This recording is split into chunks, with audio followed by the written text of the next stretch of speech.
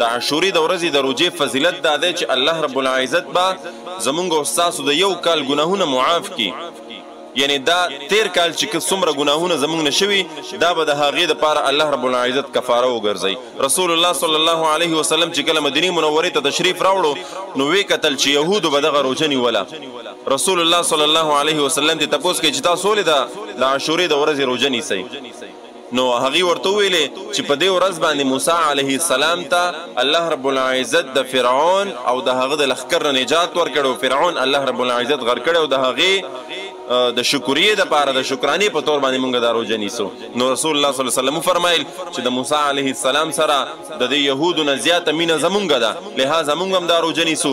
خو رسول الله صلی الله علیه وسلم ورسره وفرمایل چې مونږ به روژه نیسو د عاشورې د ورځې، خو که چرته راتلونکی کال زه ژوندی ومه مونږ به روژې په داسې ترتیب سره نیسو چې لسم، یولسم یا نهم او لسم دا روژه به ورسره خامخا نیسو، یعنی دو روژې به نیسو. یوه روژه به نه نیسو ځکه چې په دې کې مشابهت د یهودو سره راځي. مشابهت د یهودو سره چې دی دا رسول الله صلی الله علیه وسلم مناسب ونه ګڼلو او وی فرمایل چې تاسو روژه نیسئ نو تاسو به یا نهم د محرم او لسم د محرم نیسئ، یا لسم د محرم او یولسم د محرم به خامخا نیسئ. لهذا یوه روژه نیول چې دی دا مکروه دی، د دې نه ځان وساتئ.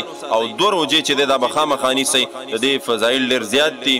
او ورسره چې دی رسول الله صلی الله علیه وسلم څنګه چې ما تاسو وویلې حدیث کې فرمایي چې د دې په وجه سره به د دې په برکت سره به د دغې روژې الله رب العزت زموږ او ستاسو ګناهونه معاف کوي او الله رب العزت به تیر شوي چې څومره د یو کال ګناهونه یې د هغې دپاره به دا روژه چې دی کفاره وګرځوي. الله رب العزت د عمل کولو توفیق را نصیب کړي او د دې روژې ټول اهتمام وکړي. کوئ به انشاءالله